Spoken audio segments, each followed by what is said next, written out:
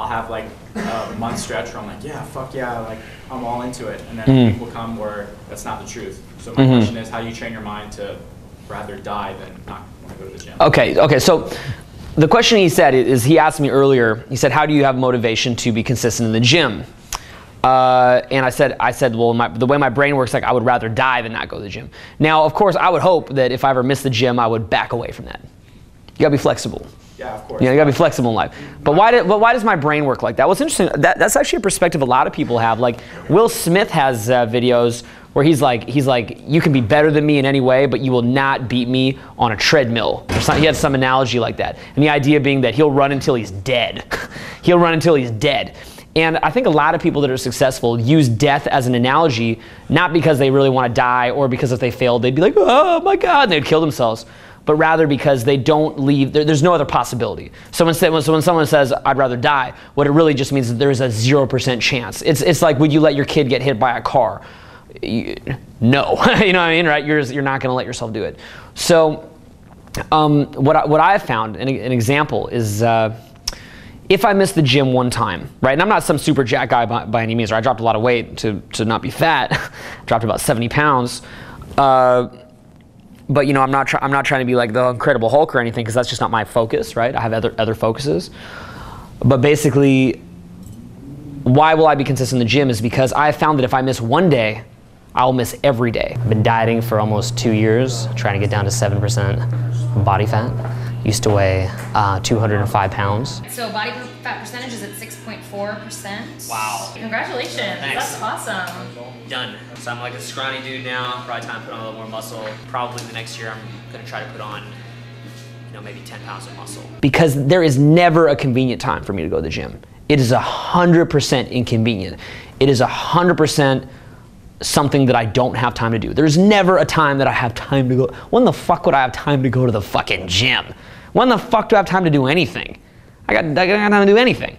So, you know, maybe like the vacation time I carved out. So if I don't have that mind state that there's no other choice but then to go, I'm gonna miss one day, and whatever set of rationalizations that I have of the certain circumstances that exist today that would stop me from going, they're gonna be there literally every single day.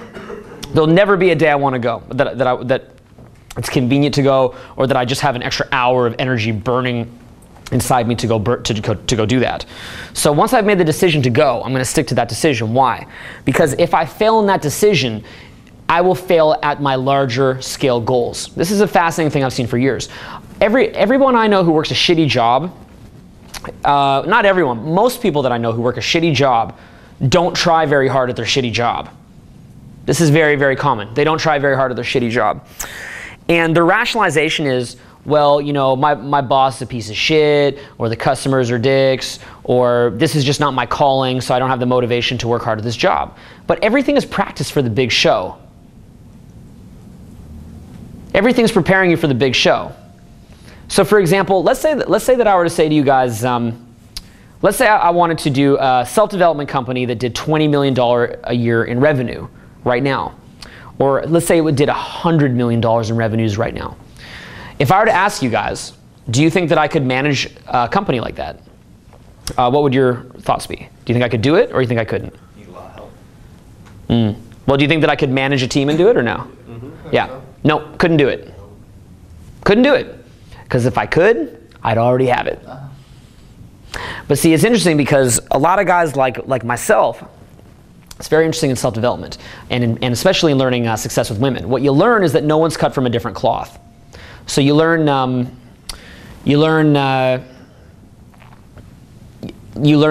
what one man can do, another man can do, and that anyone can learn success with women. If you hang around with me long enough, you're definitely going to realize I'm a pretty regular guy, and that anything you look, this guy's a fucking dork. You know, he's like some nerdy little dork guy, just regular guy that does all the regular shit regular people do. So then the question is, what's the difference between myself and somebody else? Well, the only difference between me and somebody else is that I went out a lot, so I gained more reference experiences, so therefore I'm better at it. I have better results. But see, here's the thing. Although we're not cut from a different cloth, the fact that I mastered consistency is the difference. And most people will never do that. They don't have the ability to be consistent. So actually, in some ways, it's kind of interesting. Most people think that the people that are at a very high level in society are cut from a different cloth. They think that they're literally a different breed than them, and that they can't get those things. So that's kind of interesting, right? And it's always kind of a shocker to have the myth of that person burst. You know, say that you were to hang out with Bill Gates for a week, and then you realize this guy's a completely regular guy. Holy shit, he's just like me. But the thing is, in some ways, it's almost worse in some ways, because learning how to cultivate that motivation to stick at some menial task day in and day out, it's actually fucking harder than you think, because your brain will trick you. You are your own worst enemy. For example, I go out almost every single night. Why do I go out almost every single night? Well, see, I go out almost every single night because I run a company that's related to teaching success with women. There's different ways that I can be successful in my company. One way is I could do a lot of affiliate marketing. I could spend my days mastering affiliate marketing. And then I could spend my days sending out press kits to different press people, and I could do a TV show. I get a lot of offers for that. I could do little media pieces. You know, I could go onto Dr. Phil or something, and you know, teach Dr. Phil about why you shouldn't supplicate to women or something. Be kind of cool. You know, I could do something like that. A lot of guys want to do that. I think that's great. But I made a choice that I thought I would be successful in RSD by making the best product that I could and going off word of mouth. So see, most of you guys that are here right now, you're probably here off some type of word of mouth or product quality. A lot of you guys would have found out about us from the book The Game by Neil Strauss and thought I was a fucking dickhead. And then you saw the product quality, and then you went, well, he is a dick, but you know, some of these ideas are okay, so I'll keep looking at them. And then you keep looking, and then eventually like, okay, actually maybe it's decent. And then eventually you're like, I can't believe I'm doing this, but I'm actually coming to that program. That's what I hear that on boot camp every weekend. Guys like, I cannot believe I'm here. If you would have told me a year ago I'd be on this program, I never would have believed it. I get a lot of that. So I chose to grow RSC based on product quality and word of mouth, primarily from product quality, word of mouth, which is pretty crazy, right? It's pretty crazy that we did it like that. It's pretty hard to become a market leader and yet do that off product quality and word of mouth, because normally you can't become a market leader off product quality and word of mouth, but we did it like that. So basically what I do is I spend my time going out, because when I go out a lot, then I do better public speaking, I do better in-field demonstration, I do better in-field hidden camera video, which creates a great hot seat. Did you guys like my hidden camera footage? Well, I didn't get that by going out once a week. That's because I go out every fucking day. I can do that shit. You know, so I made that choice, right? So once I've made a choice that it's in my best interest to go out every night, I'm going to do it. Does that mean that all you guys have to go out every night? Fuck no. You don't got to go out every night. I'm doing some hardcore shit here. You could go out 2 nights a week. You could maybe get decent results. 3 nights a week, you do better. 4 nights a week, you do better. I go out about 7. I go out about 7.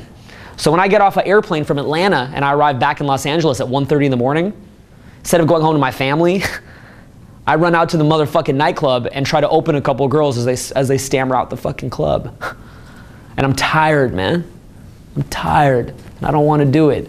And I got a million reasons not to do it. But what I do is I make the choice that I say, if I can't make myself go do this, how am I going to live my dreams? Yeah, I could do this, I could do that, I could do this, I could do that. Homie, if you can't get off your fucking lazy ass and go say hi to a girl because you got off a plane from Atlanta, then how the fuck are you going to do this other shit? You're not going to do shit, homie. Blah, blah, blah, blah, blah, blah, blah, blah, blah. You're going to talk a lot of shit. You're not going to do shit.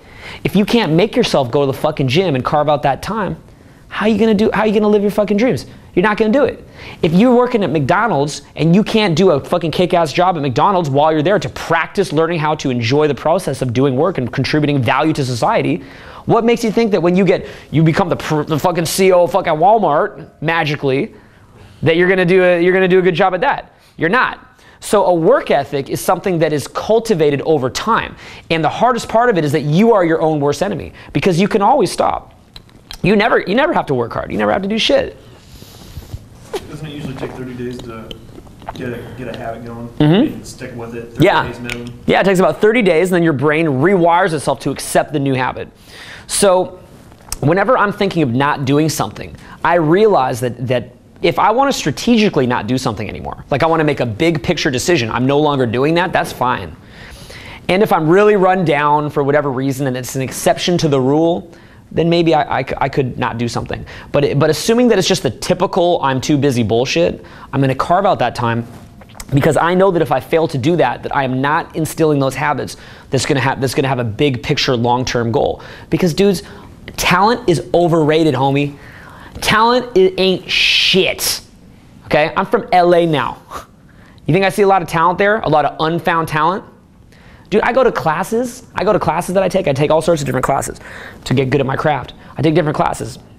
For example, like improv class or things like that. I see guys in there that are fucking so talented, they make me and Jeff look like fucking clowns. All right, maybe you already think me and Jeff are clowns, but you probably do. But seriously, they make guys like me or Jeff, like these guys can go up in front of an audience and do public speaking like crack public speakers. Better than I can do, because I wasn't born with this as a talent. I cultivated it, whereas they're born with it. I see these are people that can make themselves cry in command. They can do acting performances that would send you to tears and shit, or send you into laughter or whatever it is. And these people are undiscovered, and they work as a waiter job, making $10 an hour or something like that. They're undiscovered. They got all this talent. I know guys that can write shit that you wouldn't believe. Like, their writing is incredible. Right? You guys think I'm a good writer? Do you guys like my writing? Dude, my writing ain't shit, son. I'm some little fucking dude. Like that, right? I know guys that can write so amazing. It's like, I look at it, I'm just envious. I'm humbled because they're so talented. And yet they don't execute. Their execution is off. They never take the time to do the little things that they need to do to build themselves up past a certain point. And they want to get put on. They think some motherfucker's gonna put them on. You're not gonna get put on, homie. No one's gonna put you on. You know what I'm saying, right? Like I could walk around being like, yo, I don't need to do hey, I put out a free tour video every week or every 2 weeks. Maybe it gets seen by 10,000 people initially and 30,000 people eventually. Man, fuck that shit, homie. Dude, I'm talented, man. I'm gonna do reality TV. I'm gonna get seen by 3 million people. I get put on. I get put on, baby. Like all that shit, right? And then I can just lay back. Yeah, got put on, yeah, right? Because I'm the shit, right? No. If you've got a talent and you've got a gift, right? If you've been blessed by God to have any gift and you want to fucking do respect to that gift by cultivating it, then you make a decision to cultivate it. And you make a decision to do what you need to do to push that out there. Whatever that is, right? To bring it to the forefront. And so you have to, and those little things, those little menial tasks that add up, you have to execute them. And when your brain tells you that you got a great reason today not to do it, and you want to listen to your brain, because your brain doesn't want you to be a big success. Your brain just wants to keep you alive. Your brain doesn't give a fuck about your little bullshit dreams. All your brain wants you to do is just pump out 1 or 2 kids so the DNA can continue on. That's it. Your brain doesn't give a fuck about your little dreams. It's gonna lie to you, it's gonna trick you until you can get it on your team, right? So it's gonna lie and trick you. You gotta just be consistent. You gotta have that consistent thing. And you gotta cultivate a love for the process. You gotta love the process. And you gotta make a decision to love the process. So you guys see me doing free tour. You guys enjoy the free tour stuff? Who do you think has the most fun at a free tour? You. I have the most fun. Who do you guys think has the most fun on a boot camp? You would think that the guy taking the boot camp would be having the most fun, right? Because he's fucking, I'm working, I'm the one working, and he's the one getting a kick-ass boot camp. I have the most fun on the boot camp. On a hot seat even. And that's a brutal program to teach, man. That's a brutal program to teach. Because when you guys do the hot seat, you just come to the hot seat that one time. Imagine it's you who's doing the pickup and you just see it every week. That's a fucking brutal program. Especially when you just come off boot camp the night before. You've been up till 7 a.m. You get up at 11 to go do a fucking hot seat. You gotta try to look friendly. You're mad at life because you're so tired. You're like, fuck this, right? You're gonna go do it. You wake up, but I'm gonna make that fun. And how am I gonna make it fun? I'm gonna challenge myself. I'm gonna challenge myself to create new seminar bits every single hot seat. I'm gonna challenge myself to make new seminar bits every free tour. I'm gonna challenge myself to laugh. I'm gonna challenge myself to have a fucking kick-ass time. I'm gonna challenge myself to be in the moment, to use that as like an active meditation to become present. I'm gonna challenge myself to draw state from within myself. I'm gonna challenge myself to have a love for small tasks. I even love to get here early and rearrange the chairs. You know what I'm saying? I'm not rolling in here like, garçon, rearrange the chair. You know what I'm saying? I come here, fucking do the chairs myself. I teach a boot camp myself. I love it, dude. I love that shit because I've trained myself to love the menial little tasks. This is really big, right? And what I've also trained myself to do is to self-punish when I fail to execute. So I do a lot of self-punishment. So for example, in Success with Women, if I see a really beautiful girl and I leer at her, you guys ever do that? You ever see a beautiful girl, you leer at her? Right? You're staring at her little fucking ass and shit, like that, right? Then she sees you leering at her, and now if you approach her like, hey, I'm the fucking pervert that leered at your ass. You wanna fuck me? Is that gonna work? Not gonna work, right? But if I'm gonna be a leering pervert, I'll punish myself by going up and I'll fucking open. I'll be like, hey, I'm Owen. She's like, what's up? I'm like, you know, I'll fucking do that shit to punish myself. If I don't make it to the gym, say after boot camp, say I got boot camp in the day, right? And I could go to the gym in the day. Yeah, I'm fucking destroyed, tired, but I could have gone. What's stopping me? Oh, at boot camp, poor me in my little first world. I live in the first world, and I couldn't go to the gym, right? I lived in the third world before, so I've seen the fucking real world. And you live in this fucking country, you don't have a problem, man. You don't got a problem. So if I miss the gym, what I'll do is I'll go to the gym even after boot camp. Now, if you're underslept, is that a net gain for your body if you go to the gym after you're up till fucking 6 a.m., 7 a.m.? No, because you got so much cortisol pumping through your system from not sleeping. Going and lifting weights probably fuck your body up. But see, the next day, when I'm all even more fucked up and destroyed, and I got a headache because I stayed up an extra hour and a half even, and I got a headache all day, and that shit sucks, you think I'm gonna skip the gym next time? Fuck no, I'm gonna skip the fucking gym, right? I'm gonna be like, shit, that shit fucking sucked, right? So I'm scared of myself. I'm scared of my own self-punishments. So I'm thinking of skipping the gym. I'm like, oh, I'm scared because I know I'm gonna make myself go later. Fuck it, I'm going now and I'll go. Right? Another big thing too is that you have to align every part of yourself towards the goal. Human beings, we have multiple different personalities. So we have the higher self, right? So like our higher self is like, I want my life to offer value to the world. I want to contribute something. I want to be a better person. I want to embody something that has meaning. That's like your higher self, right? Your higher self is not petty. Your higher self, someone could insult you and you're like, you know, that's just their level of consciousness. It's okay. I can be the space to just let that absorb, let them get that out of their system and just move on. Then you have like, you know, like your middle level desires, like, you know, I want to have security, right? I want to just like have security for me or my future family, or in my case, my existing family, you know, things like that. And then you have your lower desires. And your lower desires are like, you want to be like a guy in a rap video. You want to make it rain. You know, you want to make that shit, you want to fucking make it rain. You want to be the boss. You want to fucking destroy anyone that ever fucking doubted you to prove them wrong. You like shit like that. You want to have a fucking fat crib or like some shit like that, you know? You want to have a toilet seat that's heated that heats your ass or something, some dumb shit. Whatever the fuck you want, I don't know, you know, whatever you want. So the thing is that you have like the petty desires, right? And you want to get all of those lined up. So you want to see how your behavior, right? Say you're trying to like do whatever it is you're trying to do. You want to see how your behavior is leading you towards one, a journey that leads you towards a better state of consciousness, a journey that offers value to the world, things like that. You also want to show how it can, you know, secure your life in a healthy, normal way that anyone should want, right? I don't buy that fucking, I don't fucking buy that like Eastern philosophy shit, like live in a cave. All that matters is your state of mind. No, homie, I'm not living in a fucking cave. Okay? Anyone want to live in a cave? I don't even want to know. You know what I'm saying? I don't even fucking care. We're alive, right? This is life, baby. We're alive right now. We're here. You don't gotta live in a cave. Okay? We're alive. Likewise, you know, I have those petty desires, right? Say someone was like, he can't do it. That guy can't do that. He's limited. He can't do that because he's not smart enough. He can't do that because he's a balding, ginger, pasty little fuck. He can't do that because his voice isn't fucking deep like Barry White or Manilow or one of those fuckers. You know, he can't do that because he's not talented enough. Like, you know, shit like that, right? I go, cool. Yeah? Okay.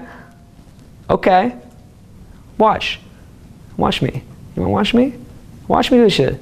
I'll go and I'll do it, right? But see, the truth is that my higher self doesn't give a fuck about that. My higher self doesn't give a fuck what anyone's gonna say. But the reality is that we all fluctuate between different personality styles.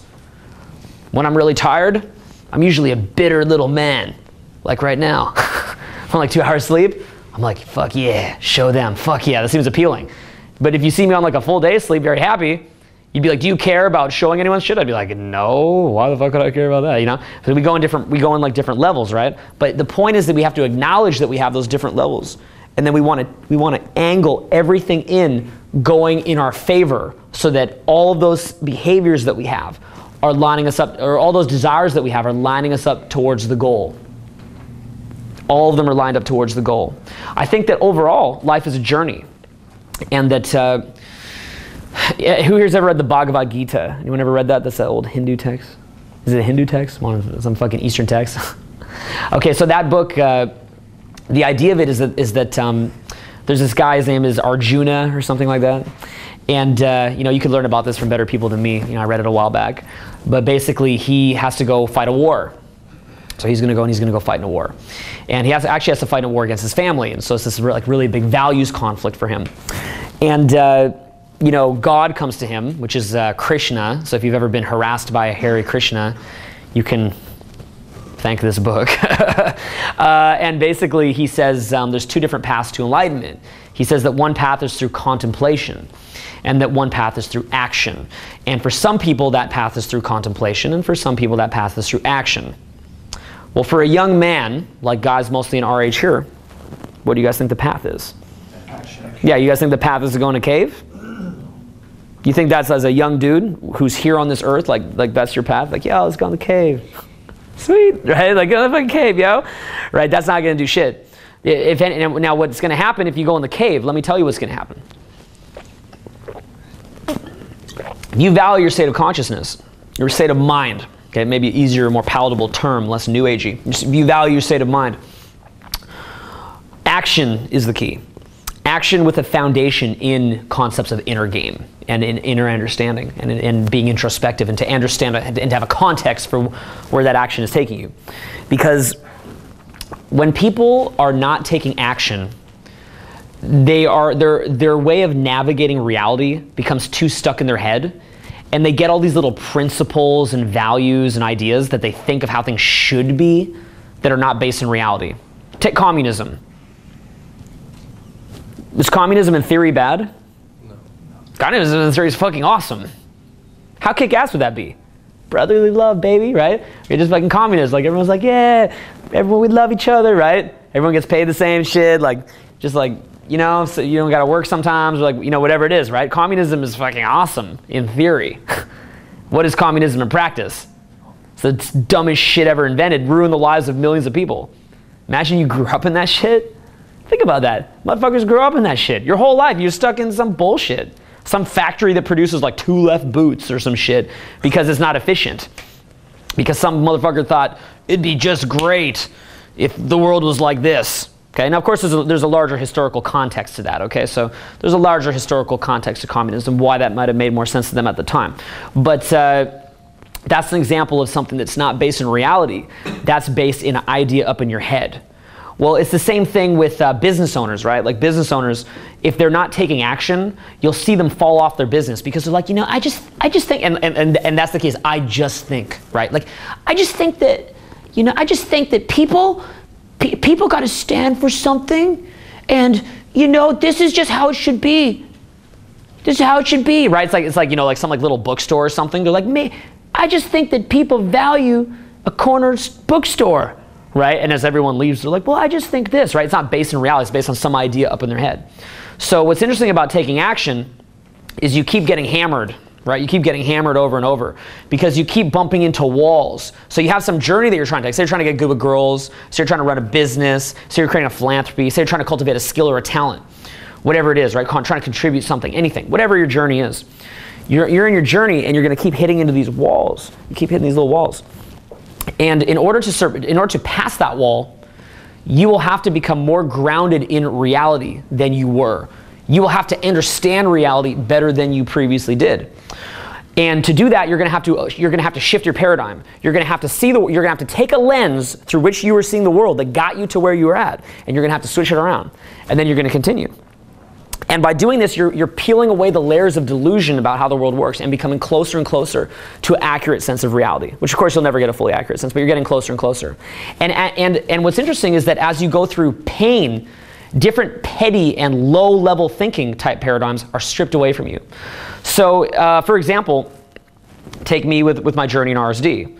Well, when I started, a lot of me probably just thought I'd look really, really cool. You know, I could look really, really cool in the pickup layer if I taught a boot camp or some shit like that, right? Well, then, of course, you know, if you teach pickup, you're like some fringe society member. You're not going to look really, really cool. You're going to look like a fucking weirdo if you're teaching the job that I teach. So you guys probably never think of that, right? If you guys go, you go meet some girlfriend's parents, they're like, "What do you do?" I work as an engineer or something, right? People are like, "What do you do?" I'm like, well, we want to know what I was doing last night? Oh yeah, right? Like, it's a little weird, right? So. If my paradigm is I'm gonna look really, really cool, nah, dude, I'm gonna look like a fucking tool. I'll look really, really cool to a few people that like RSD, but to the most people that don't like RSD or think it's fucking weird, look like a tool. So I'm gonna have to go into a different paradigm of losing the need for seeking approval. Does that mean that I've completely lost my need to seek approval? Fuck no. You could find, hypocrisy in my statements if you look deep enough, for sure. But I've had to lose a lot of it. There's no question. So forces into another paradigm. Then you take something like even what I've done with RSD, where I work all the time. Someone might start a business because they want to make a lot of money. But of course, if you make a lot of money and you work all the time, what's the point of having the money? There's no point. What the fuck am I going to do with money? Like, no, really, what the fuck would I do with money? What would I do? What would I do? Make it rain. Yeah, like make it rain, dude. Like, yeah, I go to the club, like, make it rain, bitch. Like, what the fuck would I do with more money? What am I going to do?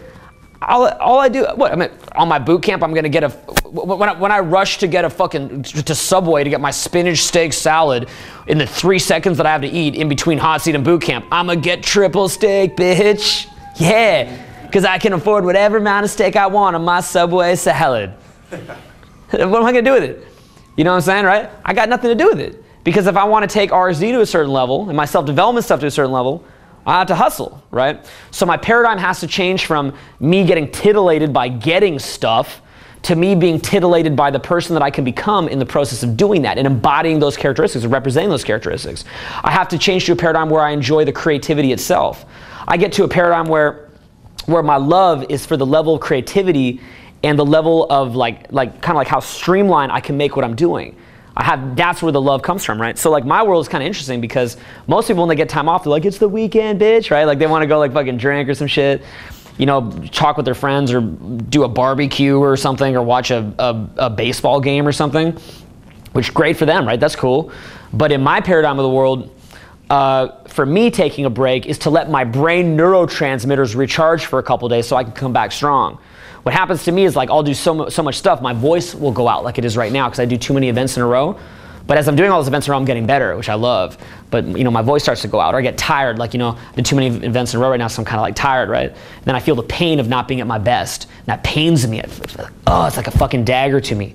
Like I did boot camp this weekend, right? Guys fly all the way in to like come and see me from different countries and stuff, and they want to see like amazing shit. And like my voice out, and I'm tired, but I want to rock it, dude. I want to kill. So I want to fucking kill so bad. Like that's my love. You know what I mean? That's my love, is to like fucking kill for the students and then to suck them into it. Like remember, like when we did it this weekend, right? When you see me killing, how does that affect your performance? Makes it better. Yeah, it just like pulls you up, right? It's like amazing. So that's what I love, dude. Like I love that. Like I could start crying just even talking about it. I love that. So like I don't give a fuck about having time off or about like getting titillated. I want to fucking kill. You understand what I'm saying? I want to kill. So it's like the goal at the end of the journey, that's just a thing to give you a direction. But actually, what it does, it changes your state of mind. You get to inhabit a different state of mind. And so when I see other people that are getting pissed off about petty shit, I'm like, whoa. Like, someone's like, this person doesn't respect me. I'm like, man, do you know how many people don't respect me? Do you even get it? Who the fuck are you talking to? Right? And like, it's shocking. It's shocking to me. I see people getting mad, like, I went and did this and it didn't produce the result that I wanted right now. And I'm like, do you know how much shit I do that doesn't produce the result I want right now? I don't care because I'm in it for the long haul. So I love the journey. The journey is what grounds you to reality. The journey is what helps you to become present to the moment. It makes you surrender because the journey fucking kill you. The journey is going to take the person you are and it's going to kill it. And then it's going to make you have to transform. And then you're going to eventually have to kill that thing and transform into some other thing. You're going to have to kill that thing and transform into some other thing. So very, very powerful when you decide to play at a high level for your state of mind. It's a love, man. It's my love, dude. Because I've had it. Whatever you want, I've had it, right? I've eaten in almost every nice restaurant in the world. You know what I'm saying? Almost every fucking 5-star restaurant. Probably not, it's probably a huge exaggeration, but it damn well feels like I was fat. You guys see me in the show Transformations? That was fucking a lot of fucking fine-ass 5-star dinners in there, baby. That was a nice 5-star tummy. That was a 41-inch fucking, that was like the remnants of a lot of 5-star fucking foie gras. You know what I'm saying, right? That was a lot of that shit. I traveled everywhere. I've stayed in every like fucking nice hotel because my business partner Nick like collects Starwood points. So he's fucking staying everywhere. I've been fucking banging chicks for a long time, so I think I've been with every type of girl that I'd want to be with, although you never know, okay? I'm gonna keep trying. You never know. I've had great friends and shit. Like what's left? Right? What's left for me? I'm overstimulated. I'm like the druggie that like I took shrooms, I took hash. What do I want? I need more heroin. You know what I'm saying? There's nothing left, right? There's nothing left. So see, a lot of people, when they get success, when they get material success, they become jaded and depressed. They get very jaded and depressed because they're numb. They're numb to everything. There's nothing left. So then you change paradigms. And you find, and the love comes in the creativity. The love comes like from that like flow state that you get. The love comes from the state of mind that you inhabit. The love comes from a sharper perception of reality, from a greater, broader, and sort of different type of experience with depth and experience with context. And so this is my passion. This is my love. This is why I wake up. When I wake up in the morning, that's what's waking me up. You said when you're in transformations, you wait a lot. Mm-hmm. When you were getting positive results from the weight that you were in, did that motivate you to stay at that weight? Oh yeah. You were getting that positive results? because when you're getting laid all the time, and you're fat, you think it's hilarious. Yeah. Yeah. So, I don't want to go ahead and I don't want to go ahead and put it down or anything. Like, did that motivate you to stay at that weight because you were getting positive? It makes you oblivious, because that's the thing. You're oblivious. You don't even think you're fat. You think you look good. I thought I looked good, dude. I thought I looked awesome, dude. I had this amazing hair. I thought. I didn't give a fuck. You know what I'm saying? But yeah, anyway, so the question though is about motivation, right? That's the question you had. The question is motivation. So motivation is an art. Motivation is an art, right? And to get the motivation to play at that level with the big boys, you go deep. Are you getting that sense? You go deep. Now, when you're hearing all the stuff I'm saying, did I come up with that overnight? No, that's from decades of motivation. And I could talk longer. I could talk all day about where it comes from. I could talk about God. I could talk about my belief about the world, where I think the world is going. I could talk about the fact I have an internal locus of control and believe that I can create the circumstances that I want. And I don't believe that the world has to be fucked up. I don't believe that I have no effect. You know what I'm saying, right? I could talk about everything from like just smaller context to larger context. And these are all things that have crossed my mind from years and years and years of having to do bullshit little menial fucking tasks, from having to take huge risks, from having to be fucking broke and suffer, from having to be humiliated. You know what I'm saying, right? And just through being fucking beaten in the fucking ground, because no one wants you to succeed, right? Only your mom. And even your mom doesn't want you to succeed because she's afraid you're not gonna call her back. So you don't even give a fuck. No one wants you to succeed, homie. Nobody gives a fuck, dude. No one's gonna do it but you. Nobody, dude. No one's gonna do it but you. And how old are you? 24. You're a 24-year-old man. So you got no sympathy, right? Remember when you're a kid, like, you know, you cry a little bit. People are like, oh, you know, help him out, right? You're a grown man, dude. You go get killed in war and shit now, and no one say shit, right? If you were like some kid got killed in a war, people would be sad, right? If you're a woman, you got killed in war, potentially people could be sad, although that's changing. No one gives a fuck, dude. 24-year-old goes and gets killed. You're a grown-ass man. No one gives a fuck. So if you have a dream, okay, and it's worth it to you because you're someone who's inspired by that dream, then in that case, you can choose to go to that level and find your own motivations. These are mine, right? So remember, so I don't teach motivation. You know what I'm saying? You just asked a question though, where does my motivation come from? I'm not here to teach motivation, because if I want to teach motivation, I have to learn the headspace of the masses and get in the headspace of the masses. And I also don't think that everyone should be motivated. I think that society needs a range of different personality types. So if if you're happy the way you are, you hear this shit, you're like, what the fuck, right? You know what I'm saying? That's intense, dude. What the fuck is this shit? Then you don't need to go to that level. But when you decide to go to a high level, if you make that decision and they call it burn the boats. You ever heard that expression? So it's self-help one. They say that, take like the Iliad of Homer, right? Where like, the Greeks go to invade Troy. Well, one of the first things they want to do is they want to burn the boats, so the only way that those soldiers can survive is if they storm into Troy and get the materials that they need to plunder it and then build the boats to go back home. So now you're playing to win, not to not lose. Because if you leave the boats there, you could always leave, so you're not going to take the risks. But if you burn the boats, you're fucking gonna win or you're gonna die, right? So I burned the boats many years ago. I burned the boats like a motherfucker. Because if I were to stop what I'm doing now, I've still got all this dumb fucking idiotic video shit sitting everywhere, and I'm gonna have people coming up to me going, "Whatever happened to this?" And I'm like, I just wanted to sell cars. Is that weird? You know what I'm saying, right? But I burned the boats in much, much deeper ways than that. I graduated from a great school. I could have been climbing the corporate ladder all this time, but I chose to be some fringe teacher guy, right? And to see where I could go with it. I chose to invest my time and my energies into dreaming big. And I could fuck it up, I could just kind of stagnate and it could just kind of stay here. But you could see in the next 20, 30 years some crazy fucking shit happens, right? And I've laid a foundation for that. I've laid a foundation where if I'm lucky, that could happen. I've made it so that if I get lucky, I could seize it. I still got to get a little lucky. But funny, I've gotten lucky quite a few times. So maybe it could happen, right? Maybe it could happen. And I think when you have a positive intention, it's more likely to happen too. When you want not just for yourself but for others, it's more likely to happen too. But if you are cursed with inspiration, you know what I'm saying, right? Because people who got no inspiration, that's a blessing. Because they can just fucking sit around whacking off and fucking doing shit all, and they can be happy like that. Right? I'm kind of exaggerating because you could make a lot of counter arguments for that too. You could say those people are not truly happy, but the joke that I would say is that if you're cursed with inspiration to go high in something, if that's a curse that you have, first of all, I'm sorry, okay? But there are other people out there that have it too, and we can support each other.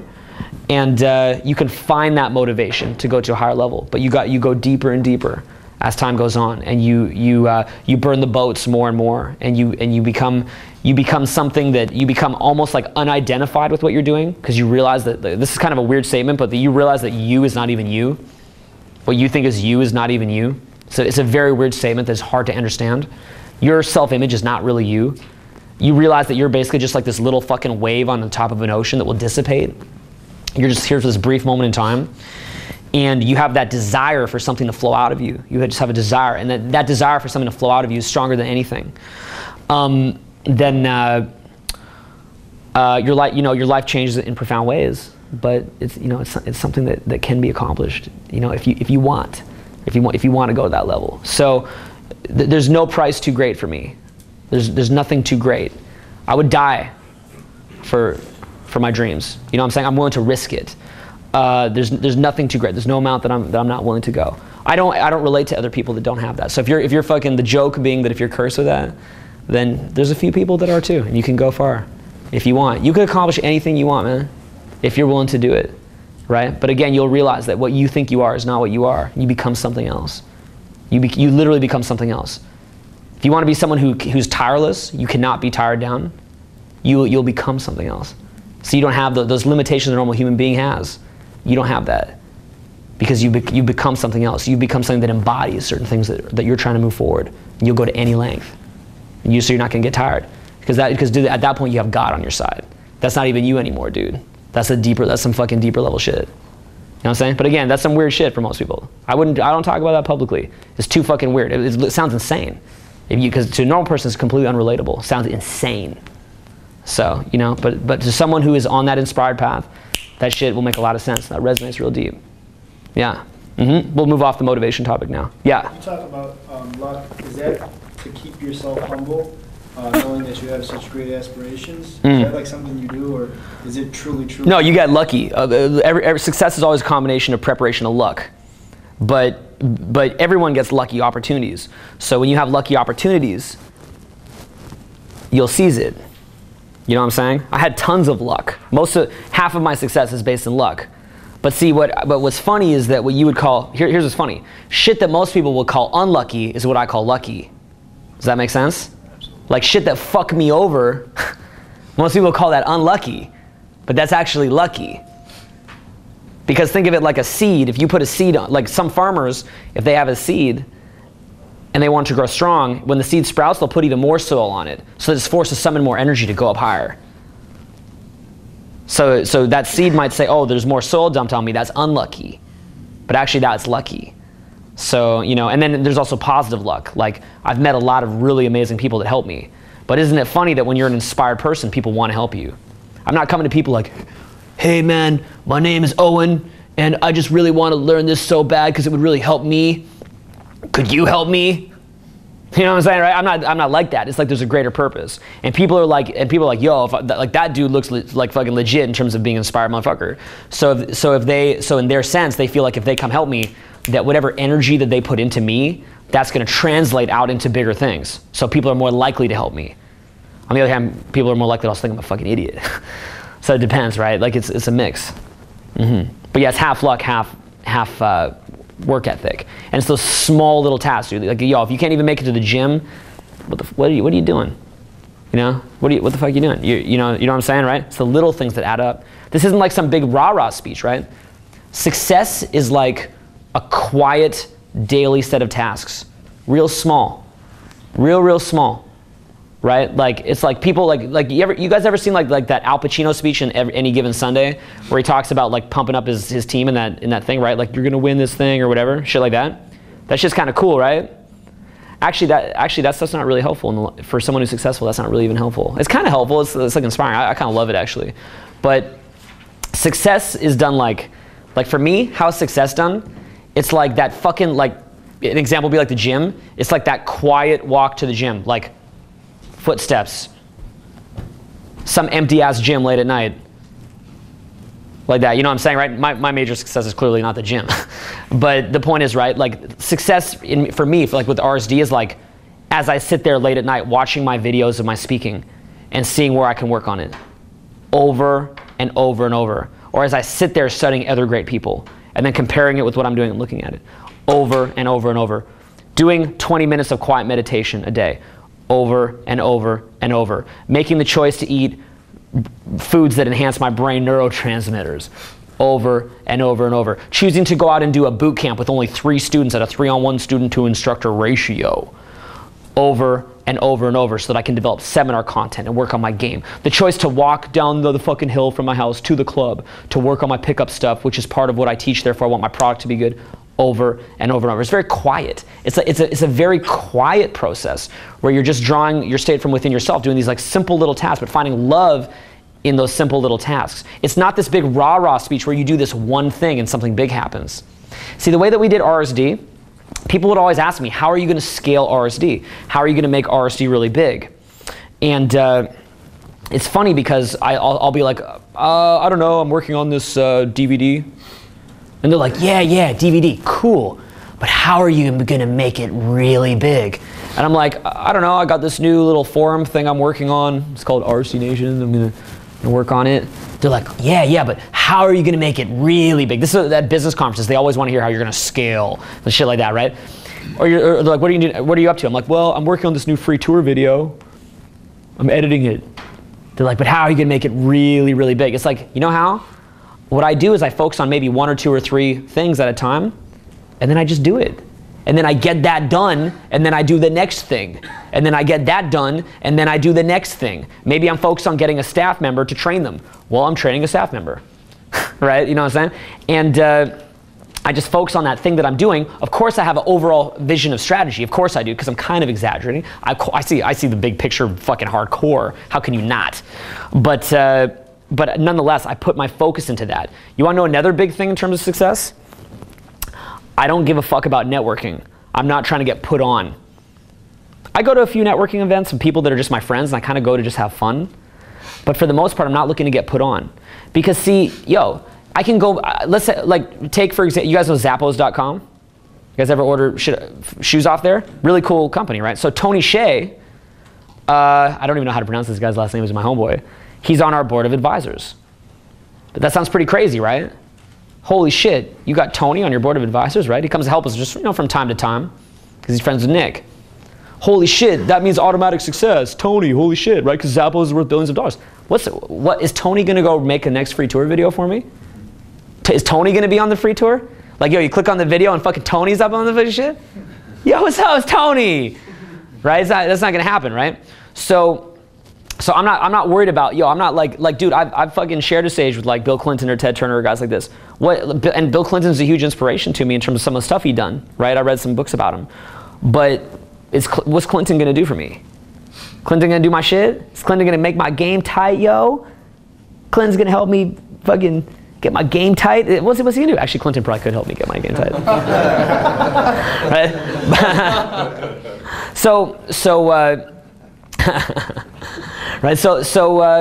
Yeah, you know, it's like, what's anyone gonna do for me, right? So I'm not looking to like what's funny is I have very few, I try to keep my social circle small. I actually cut off almost all my social relationships, but I just have a couple friends. And of the friends that I have, they're just people that I enjoy talking to. And the funny thing is people think, oh, you want to have like high status friends and shit? No, I don't care about that. I just like hanging around with funny people. Just people that are funny to hang out. I just joke around. That's literally it. A lot of people would be surprised at my choice of friends. I mostly just hang around with guys that crack jokes or like to talk about fun stuff. That's really it, because if I'm gonna take time off, I wanna just crack jokes so I can unplug. I'm not trying to have some high status friend that's gonna put me on. I don't care about that. You know, I'm not trying to meet Tony Robbins. Like, have you met Tony? People ask, like, have you met Tony Robbins yet? What is Tony gonna do? Tony, again, you gonna click on the fucking free tour and Tony's up on that shit? Tony, yo, it's like Tony Shea and Tony Robbins. It's the Tonys, right? Like, what's he gonna do? What can he do for me? No one's gonna put you on. You have to put yourself on. No one's gonna put you on. So you make that choice. You just do your small tasks and you do it. But see, no one wants to hear that. You know what's funny when people go to networking things? They feel like they're getting ahead. You know how I learned this? From living in Hollywood. That's how I stumbled on this shit. Because in Hollywood, you see these girls that come down, they want to become actresses. So what do? They go out to Hollywood clubs and do a bunch of coke, and they think they're networking with people. But all that happens is they get fucked by my interns.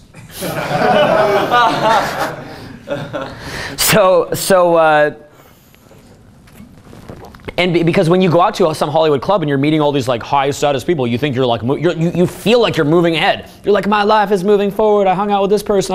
I snorted coke off the dick of Jerry Bruckheimer and shit like that. Dude, you can snort all the coke off the dick of Jerry Bruckheimer you want. It's not gonna make you the next Julia Roberts. Julia Roberts didn't fucking snort coke off Jerry Bruckheimer's dick. Does this make sense? Right? So the way that, the way you become a great actress is by fucking studying the grades, going to acting class, going to auditions, that kind of stuff. Not by fucking partying. So I realized that young, because I moved to Hollywood young. I see how people like ruin their lives by thinking that other people are gonna put them on and shit. Oh, it's all about connections, all about connections. Yo, if you got your shit tight and you have a good work ethic and then you strategically meet the right people at certain times, then you'll get put on. But you have to do it in the right way. Okay? This is what's amazing too about the age of the internet is you really don't need people to put you on. Because back in the day, networks were controlled by NBC, CBS, ABC, then eventually Fox. But you don't, so like the ability to reach people is controlled. We have the internet now, Web 2.0, right? It's funny because we have like fucking different DVD products and people are like, yo, are you pissed that like people can BitTorrent your DVD products? Who are BitTorrent my DVD products? Come on, tell me. That's it? You fucking liars. Okay, so right? But I don't give a fuck because the same technology that allows people to steal our DVDs is the technology that allows us basically to have our own TV station. So we don't have to I don't need to go on fucking NBC and put up with some dickhead that's gonna be like, but is this manipulation of women, blah, blah, blah, blah, blah, right? Or some stupid shit. I don't have to put up with that shit if I don't want to. If I want to, I can. Because I can make my own shit. I have control, right? Internet's amazing for that. Internets provide a new level of self-control for anything that you want to do. But people don't even think of that. That's a fucking blessing right there. A lot of great fucking inspired people are gonna be able to come up through the internet. It's amazing, But anyway, yeah, so the big thing I learned is that success is about just quiet little actions, getting rid of anything that's unnecessary. In my email or on my text message, I get offers that most people would fucking kill for. Like maybe not kill for, but you know what I mean, right? They'd be really psyched about. Do you wanna go do this? Do you wanna go do that? Tons of stuff, tons of great offers. You wanna know what I do? I don't even respond. I don't even say no thank you. I don't even respond. Because at the end of the day, it's a distraction. That shit is gonna distract you from those little things that move you forward. There's only so much the human mind can focus on. We're really pretty dumb little creatures. At our best, we're pretty amazing, but we're really pretty dumb little creatures. There's too much going on. Got people watching TV, looking at Facebook, all this different shit. There's too much going on. Just focus on one small thing at a time. Keep a small group of friends. You're good. You know what I'm saying? You're good. Just keep it practical. Keep everything really practical, like little small things, and you can move forward. It's kind of crazy. But you got a lot of success is just learning to decline shit. It's learning just to like not even like take shit, because you'll get distracted. Say you're going to get this awesome opportunity and it like blows you up, but in reality that's going to distract you because all the attention you're getting from it is this huge distraction. You're like, oh, look at me, I'm the shit, right? It's like the shit just fucking distract you. You know what I'm saying? You got to stay like fucking humble with it. You got to realize that talent is overrated, and there's so many talented people out there. You think you're talented? Fuck you. Think you're talented? Suck a dick. Go get a talent to suck some dicks. Like you have no talent. Talent doesn't mean shit. You could have talent, you could not have talent. It doesn't matter. It's the execution. Maybe you should figure out what your most natural talents are and cultivate those gifts. I mean, that's, you know, going with nature, right? That's going with what God wants. But the point is that you have to basically be an executor, and then from there you're going to be successful. That is what's going to make you successful. Is those things. Not some fucking talent, not getting put on, not meeting this or that, but those little execution. People don't want to hear it. People do not want to hear that shit. They want to find the fucking little lever to cause a chain reaction of events to happen, of this and that, and blow up. But the way that I did it was like this. This was my philosophy. So if you guys see me do big things when I'm older, you could see this was the philosophy that I used. It was a philosophy that was based on an internal locus of control, a philosophy of personal responsibility. You know, and going to whatever, you know, changing my brain around and mind fucking myself in whatever way I had to find that discipline to just go about shit every day. That's how I did it.